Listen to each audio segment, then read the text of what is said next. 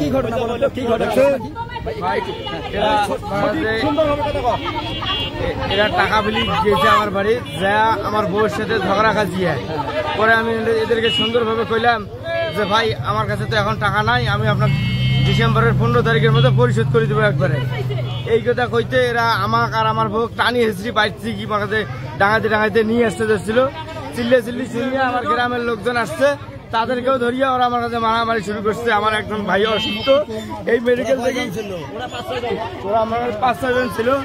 এই কথা আমার ওই ভাই অসুস্থ, এই মেডিকেল থেকে তাকে ট্রান্সফার করিয়া এখন কুড়িগ্রাম মেডিকেলে পাঠিয়ে দিচ্ছিল।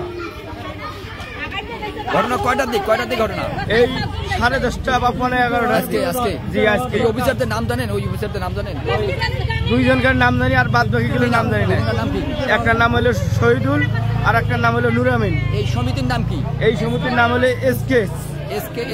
অর্থাৎ এই সাইনবোর্ডটা, এইটা সাইনবোর্ড অফিসে। এ বাবা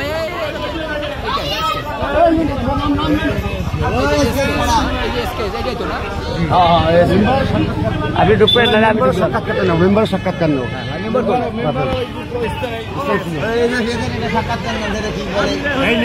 নিম্বর সব জানে। মেম্বার ভাই ঘটনা কি একটু বলবেন? কি এখানকার কি ঘটনা?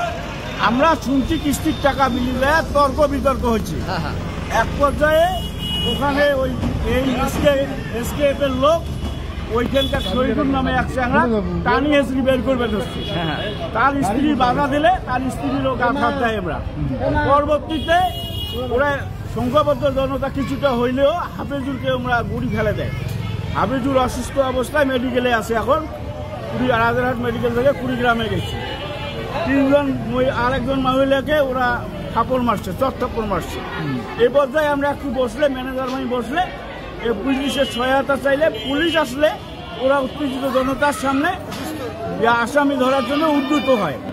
ম্যানেজার সহ ওরা ধরতে উঁকি মারি যায়, তখন ওখানকার জনতা এটাকে বাধা প্রদান করে। এইভাবে হস্তনস্ত হয়। এখন অবস্থাটা কি? এখন অবস্থা হচ্ছে উত্তেজিত জনতা এই বলতে যাচ্ছে যে ওরা আমাকে মারামারি করার পর হয়তো আমাদের নামে মামলা করে এখান থেকে চলে যাবে। এর আমরা সুষ্ঠু বিচার চাই। কেন মারল? মারা চাই।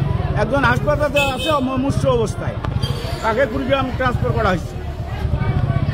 দর্শক যারা যেখান থেকে দেখছেন, আমরা এই মুহূর্তে অবস্থান করছি কুড়িগ্রাম জেলার রাজারহাট উপজেলার একেবারে রাজারহাট শাখা অফিস যেটি রয়েছে SKS এর, সেই জায়গা থেকে অবস্থান করছি। এখানে অভিযোগ হচ্ছে যে SKS এর সমিতির কিস্তির টাকা দিতে না পারায় সদস্যকে মারধরের অভিযোগ, ও তারপরে যখন তার স্ত্রী আসে তার স্ত্রীকেও মারধর করছে এবং অসুস্থ অবস্থায় এখন তাদের মারধরের শিকার হয়ে 3 জন এবং গুরুতর অবস্থায় কুড়িগ্রাম মেডিকেলে অবস্থান করছেন, এমনটি খবর কিন্তু আমরা জানতে পেরেছি।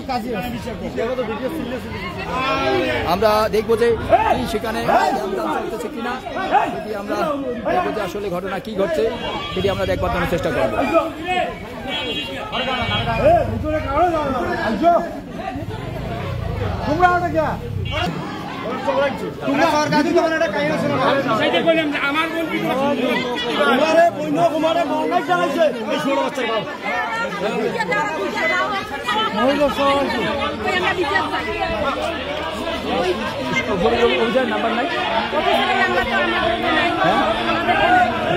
কিস্তি তুলে দেনা বই তো কোথায়? বাড়ি করতে বইটা লাগবে, বই নাম্বারটা লাগবে। আমার তোর বক্তব্য এই মুহূর্তে নেওয়ার দরকার নিয়ে ছাত্র